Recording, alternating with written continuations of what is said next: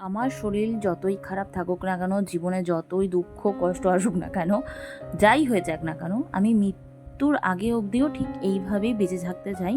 আর এইভাবেই আমি আমার জীবনটাকে চালিয়ে যেতে চাই, যেরকমভাবে তোমরা আমাকে দেখো। কারণ আমি অসুস্থতা দোহাই দিয়ে বিছানায় পড়ে থাকা একদম পছন্দ করি না। আমার রীতিমতন শরীর সত্যি অনেক খারাপ যাচ্ছে, অনেক মাস ধরেই। এই পুজোর সময় তো আরও বেশি করে খারাপ গেছে, তাও কিন্তু ঘোরাফেরা খাওয়া দাওয়া এক ফোঁটাও কম করিনি, শুধু একটু ঝিমিয়ে গেছি।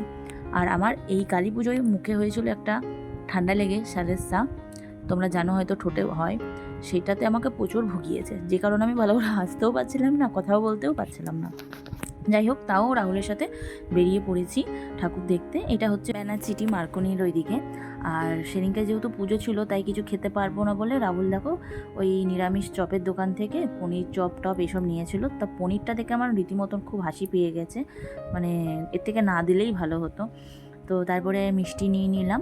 আমার এক বান্ধবী, মানে স্কুল ফ্রেন্ড, ওর বাড়িতে পুজো হয়, তো প্রতি বছর ও আমাকে বলে, কিন্তু যাওয়া হয় না। তো ওইদিকে যেহেতু গিয়েছিলাম, তাই ভাবলাম ওর বাড়ি থেকে ঘুরে আসি। আর তখন পুজো বসেছে। তারপরে তো বেশিক্ষণ থাকতে পাইনি। তারপরে বাড়ি আসবো, যেহেতু অনেকটা দূর বাড়ি যেতে হবে। আসার পথে এই ভূতেরও জায়গাটায় ঢুকলাম, যেহেতু ভূতের সাথে আমার একটা ছোট থেকেই অ্যাটাচমেন্ট আছে। তো কেমন লাগলো জানিও।